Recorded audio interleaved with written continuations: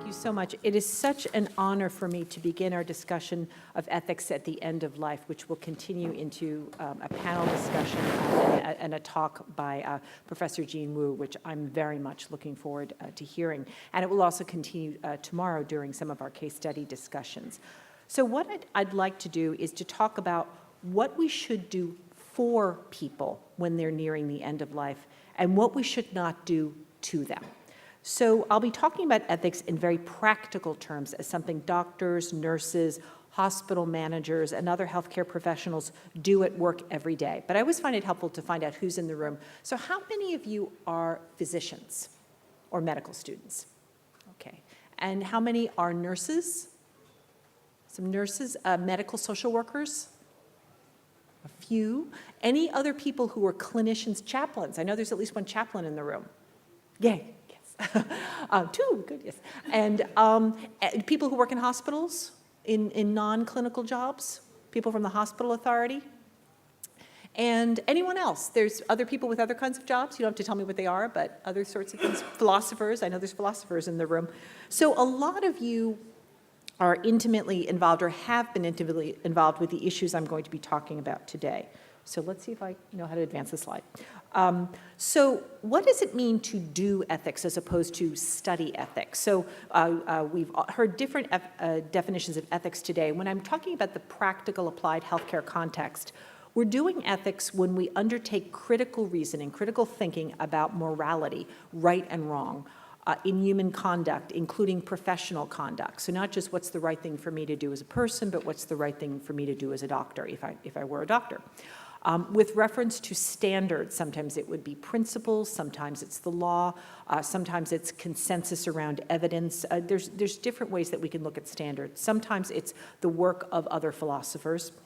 And apply our reasoning to a practical problem or the development of a larger scale guidance and policy, maybe a document, a white paper, something like that. So sometimes we're dealing with this patient, this family today. Sometimes we're saying, what would be a better way of dealing with this type of situation? Or as we were talking about this morning, things that are over the horizon that we're just beginning to grasp in some ways, that you can't wait until every single thing is done before you begin to have some conversation about it in the literature. And I'll use the term ethics and bioethics and medical ethics, healthcare ethics fairly interchangeably with the understanding that I'm referring to the healthcare context in most cases. So, the end of life is an immense topic in any society and a foundational topic in the field of bioethics. It's been there since the beginning. It will always be there. It should be central to medical education, nursing education, and other clinical professions, which is why it's such a good topic to talk about at the beginning of a new center in a faculty of medicine. It is also central to continuing education in hospitals and medical specialty societies and other healthcare organizations for at least 3 reasons. Now, one is that the end of life is a human experience, obviously, that raises our deepest questions about human conduct and its consequences for other people. These are just some of the questions that we are confronted when with what a philosopher would call the problem of finitude. We were just talking about this at lunch. I was talking with a philosopher about it. The reality that we are mortal, that our lives will end someday, is genuinely hard to grasp. We have not been there before. Maybe when I think about a Buddhist may say, I have been there before, but I don't know that someone would say, I remember how it went. But this is, a new thing. And yet it's something we have to think about as part of human experience if we really want to understand the whole of it. In technological societies, by which I mean societies with access to a range of life-sustaining interventions, and in which progress in public health means that most people will die of age-associated conditions, such as heart disease, cancer, or the consequences of frailty and dementia, rather than dying of cholera, for example, or infectious conditions. We can push away the problem of finitude, often for many decades, but we cannot eliminate it. We cannot escape our fate as mortals. Policymaking must account for this problem. So should we leave people and their families to deal with aging, illness, deterioration, and dying as best they can? Or do we think that societies have obligations to their aging members through their institutions, through hospitals, and so on? And if so, what do these obligations consist of? As humans and as citizens, healthcare professionals will certainly grapple with these questions. So another reason why end of life needs to be at the center. The second reason is that the nature of healthcare work is such that early career doctors, nurses, and other clinicians will frequently function as end-of-life care providers, whether or not they want to do that, whether or not they think of themselves as doing that. They will frequently be called upon to care for dying patients and their families, and to communicate and work with families under conditions of extreme stress and uncertainty. Now, this is especially true in Hong Kong because early career doctors and nurses work in hospitals as part of their training, and hospitals are where nearly all deaths in Hong Kong occur. So, for example, a family may struggle with how a virtue such as filial piety translates into the medical context. It means a lot to them, the idea of being dutiful to one's parents and realizing those duties. And arranging or paying for health care may have been one way to that you can make that duty real. That's something you could do for your parents. But when a person is nearing the end of life, it's easy to see how treatment and care could be conflated, and in some cases how doing to and doing for can be conflated, and pursuing more and more treatment, even when it is not helping, could be perceived as a filial act. Now, this happens in societies that do not use concepts such as filial piety. I live in New York City, and this happens every day in New York City with Asian immigrant families, with families from any background. But that it may have a particular resonance in Chinese cultures because of the concept of filial piety. In these situations, it's also easy to see how the patient's own voice could be ignored if a family assumes that the right thing to do, or it may just be described as the filial thing to do, is to take over communications and decisions as a way of sparing the person who's ill, even if the patient is capable of describing what he or she wants and what he or she does not want. Healthcare professionals in Asian societies and Western societies alike may have to help families to recognize that listening to elders, and indeed to anyone who's ill, to a child who's ill, demonstrates respect and is itself a way to care for a person. I heard yesterday about a very innovative project here in Hong Kong that's being led by Professor Helen Chan of the nursing faculty, and I think it's called Let Me Speak. It's just the idea of listen to me, and it's a public education project. So it gets at this issue of family members who aren't sure what they should be doing for a person who's ill. So professionals have to be aware of these things that are going on, the issues that people bring with them into the healthcare setting. And they also have to help families who are making decisions on behalf of a person who may be incapacitated or otherwise unable to communicate. And to do this well, to understand what one is doing, not merely as getting consent, getting someone to sign a form, but as supporting informed decision-making, saying yes and saying no under difficult conditions, takes skill, practice, and empathy. These are hard things to do when you're in the thick of it. So undergraduate medical education needs to support it, but we also have to think about is how are we supporting people when they're in practice? And we'll talk more about that, I'm sure, today, and we'll certainly see some of that based on some work in Singapore tomorrow. So the third reason why the end of life needs to be at the center of ethics education in medicine is that, as I've hinted, it's a formative professional experience for young doctors and nurses.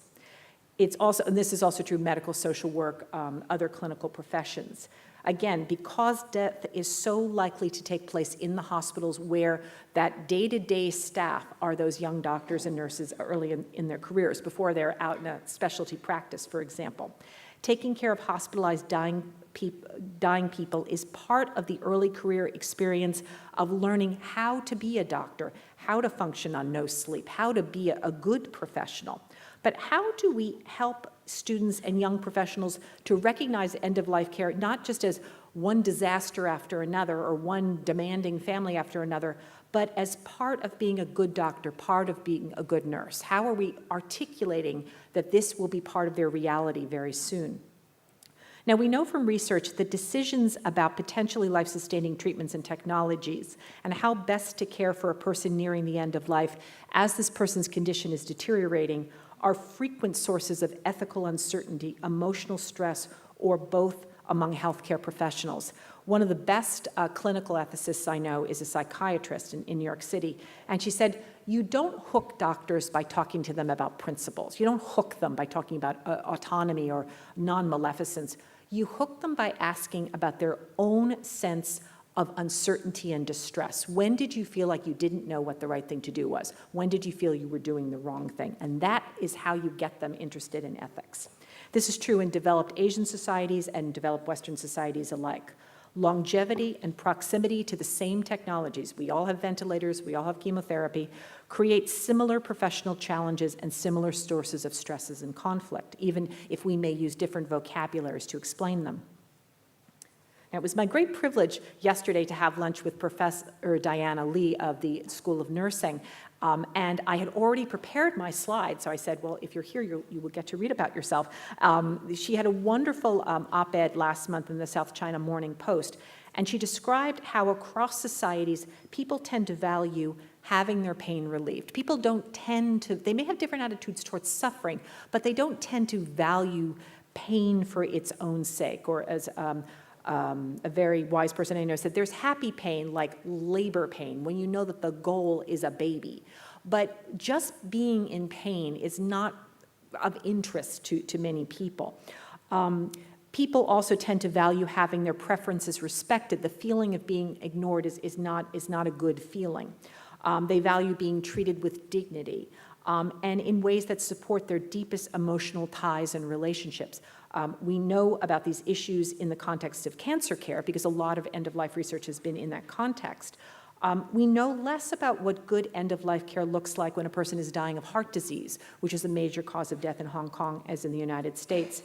Even less about what it looks like during the long trajectory of Alzheimer's disease, which is terminal from diagnosis, which a person may live with for 20 years. But it's very hard to use our current end-of-life frameworks to stretch to a 20-year period of cognitive degeneration.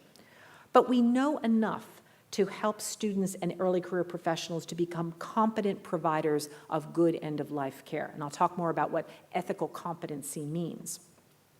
Not every young doctor or nurse is comfortable with the idea of the end of life or with the reality of it, even if they're seeing it every day at work. And some may try to manage these uncomfortable situations by just avoiding thinking about them, by focusing on interventions in isolation. Here we can do this, we can start this test result is stable, and so on. Sometimes people say it's not so much specialty medicine as partial medicine. You become a partialist. And it's easy to pick up on that very early in your career, rather than focusing on the potential of an intervention to help or to harm. But at the end of life, as at the beginning of life, the unsettled and unsettling problem, the one that bothers us, is the one that we must look at and encourage our students to think about, because we can anticipate that they're going to be bothered by these problems too. And because we are asking them to take on the care of aging societies in a very literal way, we owe them some guidance in thinking about the common situations that we know that they will face, these messy, confusing, troubling, time-consuming, and challenging situations in terms of how doctors or nurses think of themselves as professionals and as good people. When a patient is seriously ill, ethical problems have predictable features, things that we can suggest to people, you need to get good at this because you're going to see a lot of it, including uncertainty in responding to a patient's suffering, how to work with families effectively, and how to prevent or resolve disagreements among colleagues or between families and doctors. And many other things in end-of-life care are variations on these themes. Now, Professor Lee's op-ed also mentioned a hugely important issue that also cuts across Asian and Western technological societies, is that people in these societies tend to die of the diseases they have lived with, sometimes for many years, because the conditions are age-associated. Chronic illness and longevity go together. And so aging societies need to consider not only what good care looks like when a person is hours, days, or weeks from death, but also about chronicity, the experience of living with illness or disability as part of human life. Do we simply leave people and their families to their good or bad luck and the diseases they get? Oh, too bad your mom has Alzheimer's, good luck with that. Or should we aim to do more for them?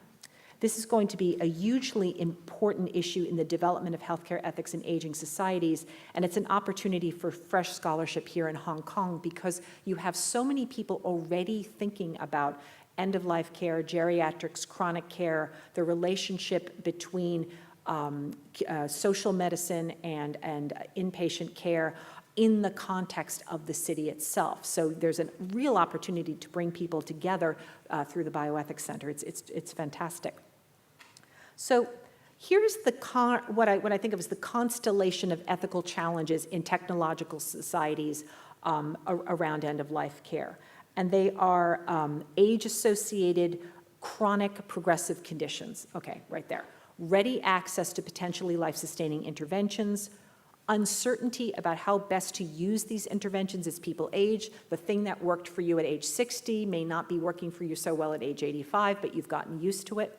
And inadequate systems for the long-term realities of different chronic progressive and illness trajectories, the cancer trajectory, the major organ system trajectory, and the Alzheimer's trajectory, and their consequences for patients and families. Now, when we talk with this, we talk with early career doctors and nurses about this, they may not use the word ethics at all when they talk about this. They may say, when I'm in one of these situations and I don't know what to do, it feels like I'm doing the wrong thing. It feels like I'm torturing someone. I get angry at that family for making me do these things, for forcing my hand. So there's a lot of visceral stuff. But the list usually is the elderly patient whose cognitive condition is deteriorating, the family members who are fighting, the nurse and the physicians who are also fighting, the nagging uncertainty about rights and law, about how to relieve pain and symptoms, about who has the authority to make or challenge decisions, about how to balance what a patient or family wants with what can benefit the patient. And over, these are going to be the ingredients.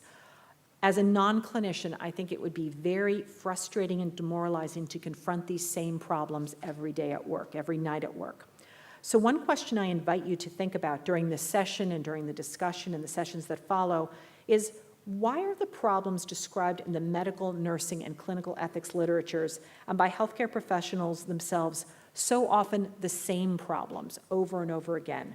And why can't we fix some of them? We can't fix everything, but why can't we do a better job with some of these common conditions? Whoops, little advertisement for myself there, sorry. One reason is that changing human behavior is extremely difficult. We know this. It is easier for us to keep on doing what we have been doing, even when we can see that this has bad consequences for other people and is therefore of ethical importance. We can easily fall into the habit of perceiving a problem as intractable or hopeless. Oh, it's like that every day. Families are always like that. But when we do that, we have to remember that that limits our ability to think critically about our own behavior and whether we should, in fact, change it to prevent harm to others.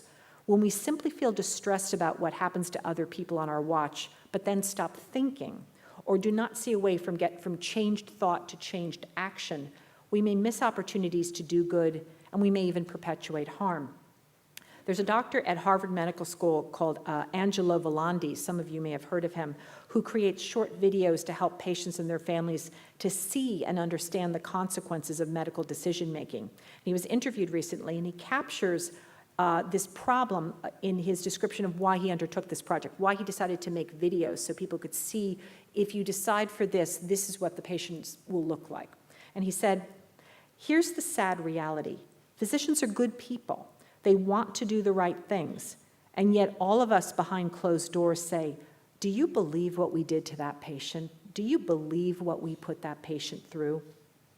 I find that that rings true to professionals who care for seriously ill people. They want to behave in an ethical way.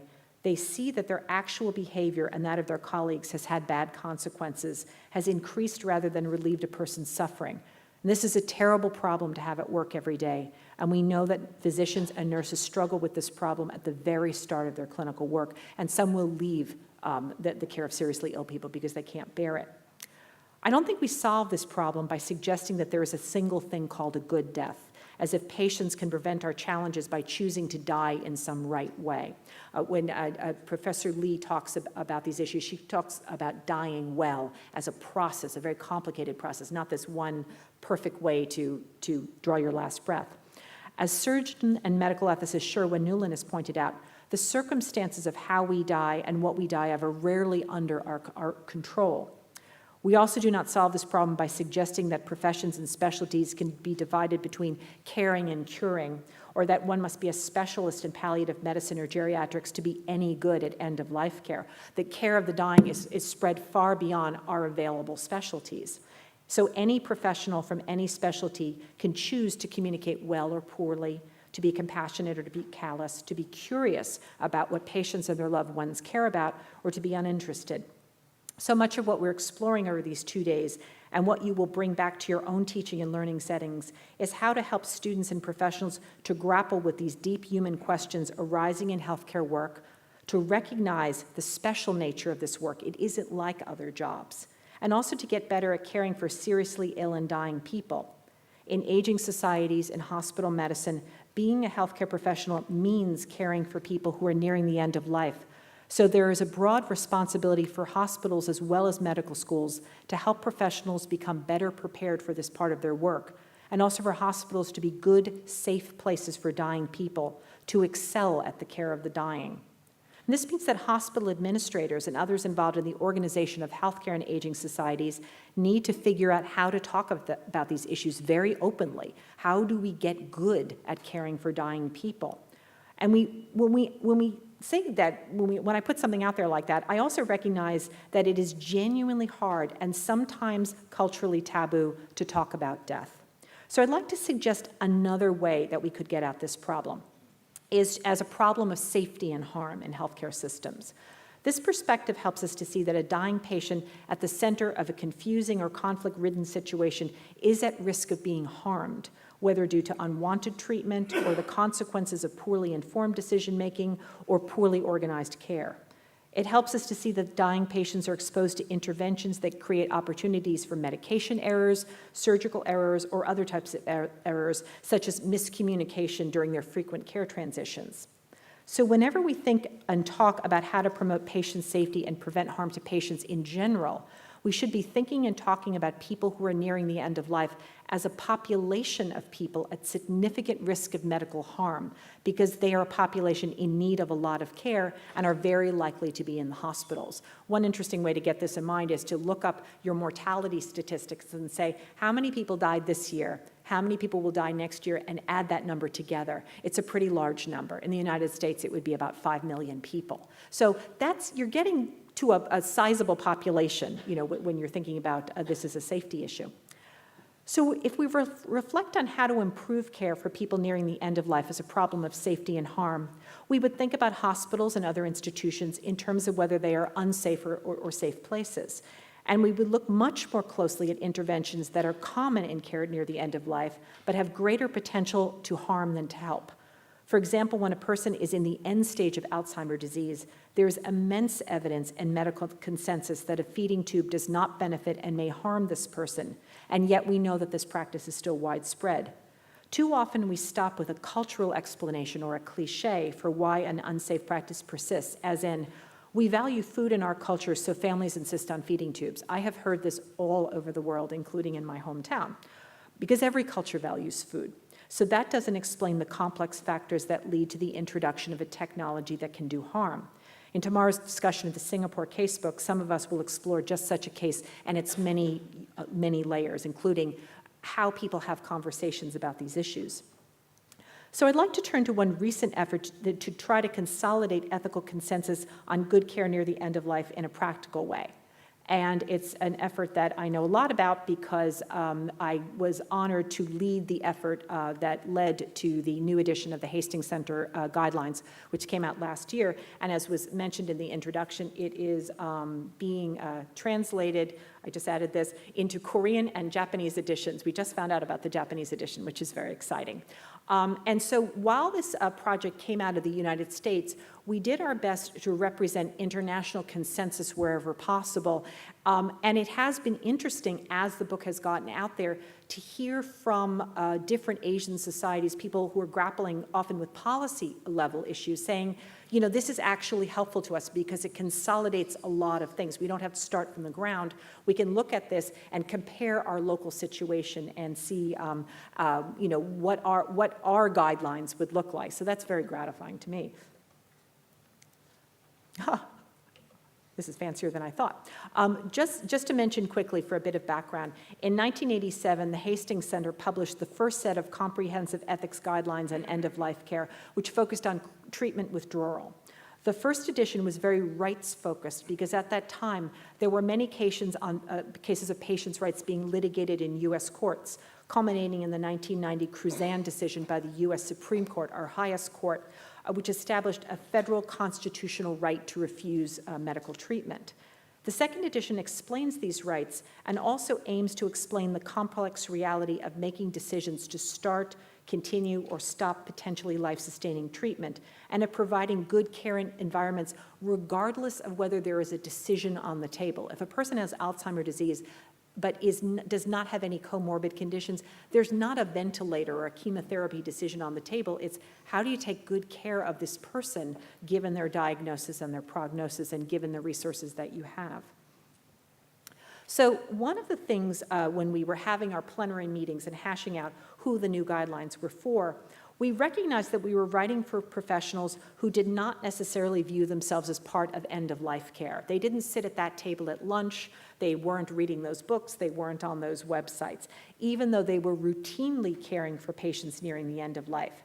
So we remind right up front readers and educators that any decision about life-sustaining interventions, ventilators, chemotherapy, pressors, antibiotics, whatever it may be, were also part of end-of-life care systems because you can't separate a life-sustaining treatment from the possibility that this life is nearing its end or could end if you stop the treatment or do not start a treatment. So that's kind of a radical thing to think about because many people who work with life-sustaining treatment are in life-saving environments. They work in intensive care units, they work in the NICU, and yet when you look into the statistics, you see that, at least in the United States, most pediatric deaths occur in the NICU. So it's both a life-saving environment and it's an end-of-life environment. And people who work in that environment know that, but it's that very quickly can be viewed as the miraculous environment where babies are saved, but clinicians have a more mixed reality sometimes.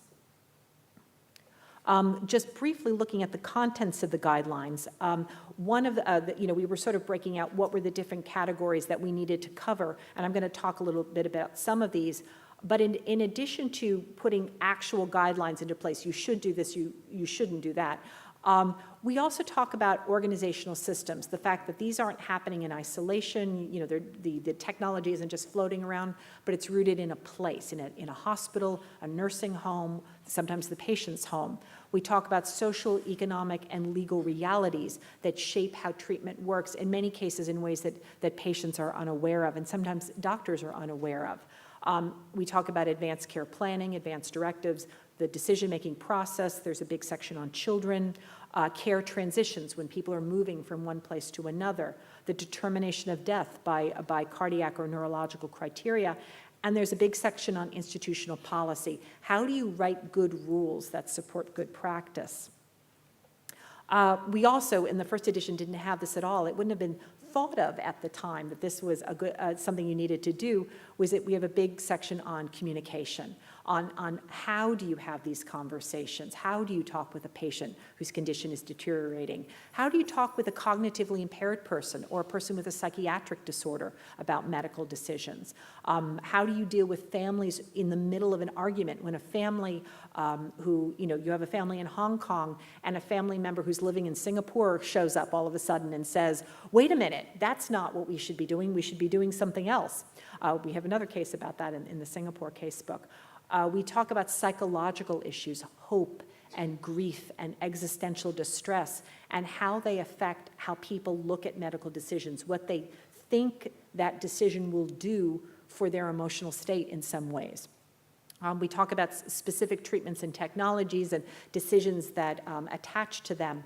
One pulmonologist who was part of our working group said, you know, people always talk about ventilators like they're one thing. And I could think of 7 different ways that ventilation works off the top of my head. But we sometimes imagine that helping people to breathe is only mechanical, invasive mechanical ventilation or nothing. And so, you know, he was really helpful in saying, you know, here are some very nuanced ways to get toward the goal of easing someone's breathing.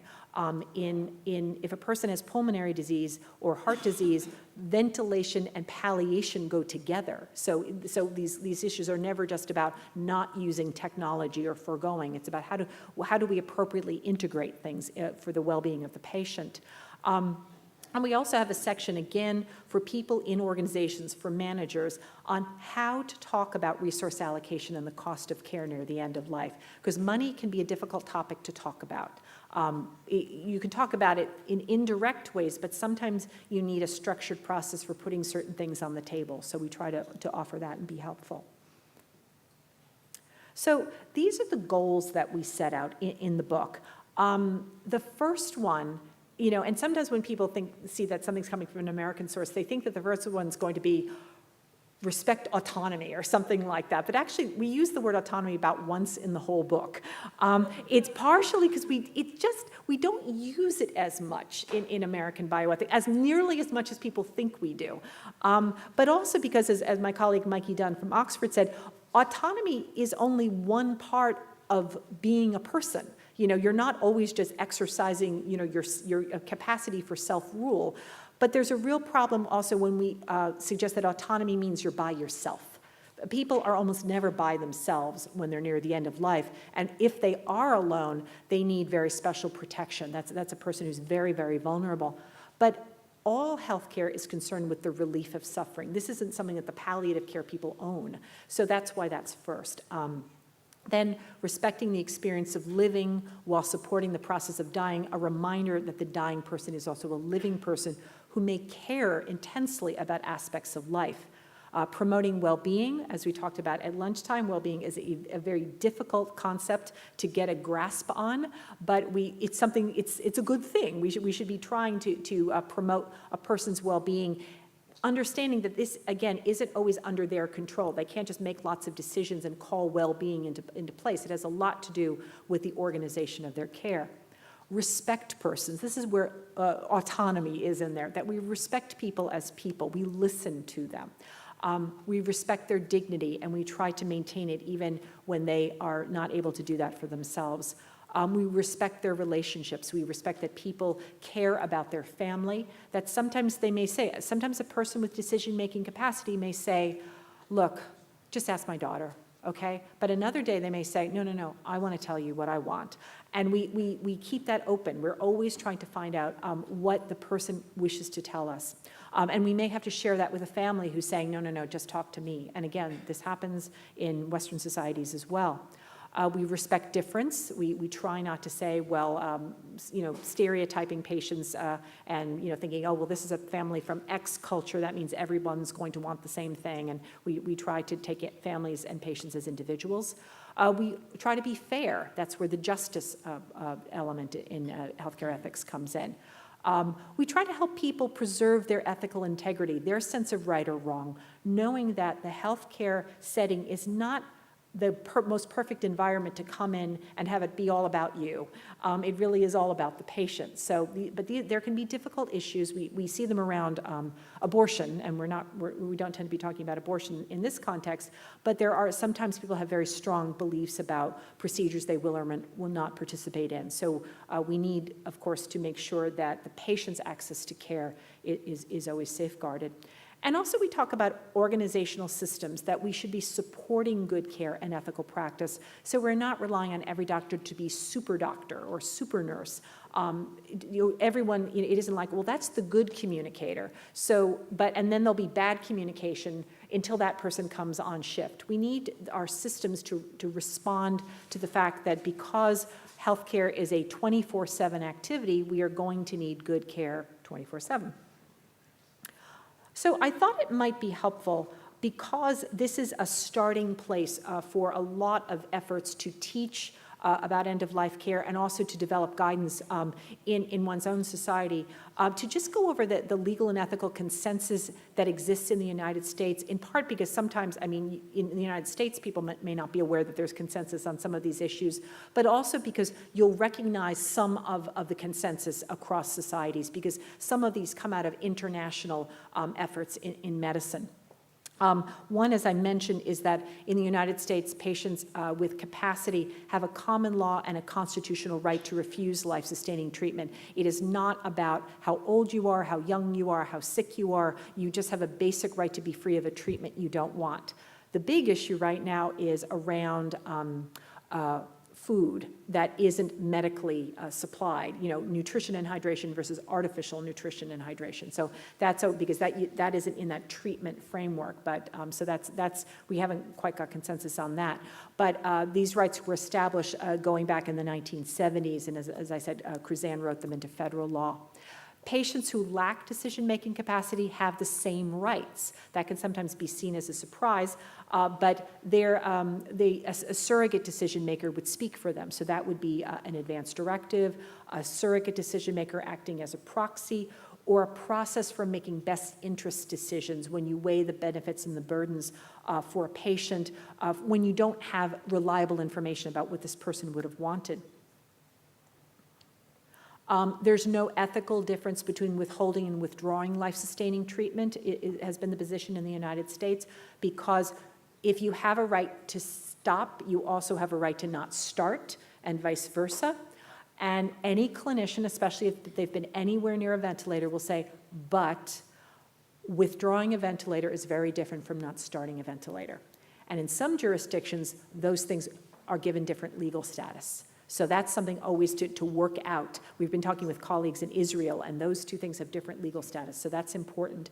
It's very important in teaching to work with students on this, because if you can say to somebody, oh, well, no, they're the same, and if somebody's saying, but they feel different, that's going to be a constant source of uncertainty. And there is debate now among some medical ethicists as to whether, if you have a situation, and it's often around organ transplantation, if you are withdrawing, if you're maintaining life-sustaining treatment and maintaining ventilation, mostly with the goal of preserving organs, and then are you hastening death in some way, using this person in a kind of an instrumental way? There's a lot of debates around that, but it hasn't changed the basic consensus. But the basic ethical uncertainty is tough for people to deal with.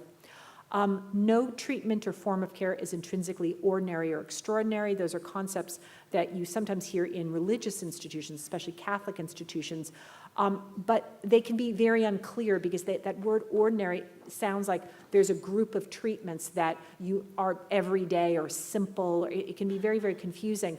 Benefits and burdens is a much clearer way to talk about this. And in fact, that's what ordinary and extraordinary really means, but the words sound like they mean something different. So if we talk about, we want to keep benefits ahead of burdens, knowing that there's no treatment without burden. Palliative care is integral to good health care. Law in the United States has made clear that palliative care, using palliative care alone is not the same thing as suicide, for example. But more recently, with studies that have come out just in the past few years, it's clear that when you integrate palliative care with interventions in a disease process, you get better results. In some cases, you get longer life. So we want to try to avoid talking about quality versus quantity, because in some cases, if the treatment is highly toxic and the integration of palliative care means there's good symptom control and good communications, the patient may not opt for the toxic low-benefit treatment, and they do better. Their immune system isn't trashed. They don't wind up in the hospital for some other reason. But that means keeping up with the literature, keeping up with some of the newer definitions in the field. Part of the consensus is that it's ethically acceptable to treat pain even in the rare circumstance where it might hasten death. This is sometimes called the rule of double effect. And foregoing life-sustaining treatment is ethically and legally distinct from suicide, euthanasia, and physician-assisted suicide. In the United States, this was a ruling in several cases in 1997. Physician-assisted suicide, which is voluntary self-administration of lethal medication prescribed by a physician for that exact purpose, is legal in some states in the United States, and it's changing they have emerging policy in other states, but it probably will never be accepted in every state in the United States. And euthanasia is not legal in the United States. It's very important in medical education that we define these terms when we use them. If somebody says, oh, ventilator withdrawal is the same thing as euthanasia, you sort of have to stop the class right there and say, wait, no, it's not the same thing, but why, tell me why you think that. Tell me why you think that doing that is the same thing as killing someone or whatever it may be. It is important to give professionals opportunities to learn about these different practices, to sort out their own feelings, to keep up with the literature, because they're thinking about them. A patient might ask them about them, or a patient might say something, or a family member might say, is there any way we could get this over with? A doctor has to know how to respond to that. But first you have to find out what the patient means or what the family member means. So these are definitely issues that are going to be with us. And so, as I mentioned, in terms of ethically competent care, in the guidelines, we offered this list of 9 competencies because one of our working group members, Susan Block at Dana-Farber, who's an expert on psychiatric aspects of cancer care, but she's also an expert on medical education. And she said, I've met a lot of people who've been trained very badly to do things. So she said, let's try to define, it's kind of reverse engineering guidance and saying, what are the skills that you need in order to do these things? So it isn't just this magical person who has to do all of these things. So what we're saying is, okay, this list of 9, we should build this into medical, clinical, and continuing education if you're caring for patients nearing the end of life, which means patients facing treatment decisions that could bring them closer to death. Professionals should take it on themselves that they have to master this. They have to be good at these things. And educational institutions should support these competencies. So the ones we came up with were to maintain current knowledge of practice recommendations and research. Make your end-of-life care practice an evidence-based practice as much as you can. Don't rely on old studies. What's been published in the last five years. Just as you would in any other field, there's you need to keep up on the literature. Learn how to integrate pain and symptom management into treatment plans and care settings for patients of all ages. And why this is important is because in palliative medicine, there's been a lot of attention to it as a specialty. It's a specialty that you can be board certified in. But more recently, some palliative medicine specialists have said, maybe we've gone a little too far. Maybe we should broadly encourage all of our colleagues to be palliative care generalists. And then get over this idea that there's this time when they have to summon us into the room. We want palliative care to be in the room with the patient. And then call us in when you need us. So they're calling for a more collaborative environment. And also for people to have opportunities to learn the basics. Another competency would be learn how to elicit patients' treatment-related values and preferences. Talk with people about what they want and don't want. Establish and document goals of care, not just this drug, that drug, but what's the goal? Should the goal change? And develop care plans that reflect these preferences so the person on the next shift can follow it. It isn't, they don't rely on you to be their doctor all the time. You can hand it off to someone else confident that the patient's preferences are known. Learn how to collaborate with patients and surrogates and work with loved ones. This is that constant issue of dealing with families. It can be stressful.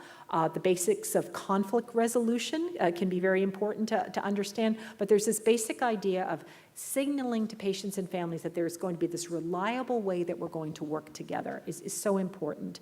Learning how to collaborate with other professionals is important. So if there are differences of opinion, discuss them before throwing everything in front of the family and making them pick which doctor they like the best or which option sounds the nicest.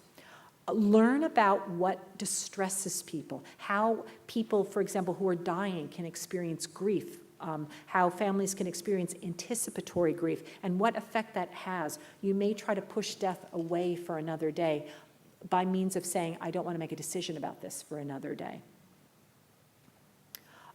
As I mentioned, learn how disagreements arise, how to resolve them, when to reach out when you need help in this area. Learn how to recognize legal myths, misunderstandings about the law, often having to do with fear of complaints, fear of liability, fear of being involved in legal processes, and how that can start to affect you. You might start practicing defensive medicine when in reality there's some misunderstanding about the law that needs to be sorted out. And also another responsibility in that area is if you hear someone repeating misinformation about the law, to correct them. Because otherwise it could lead to harm to a patient.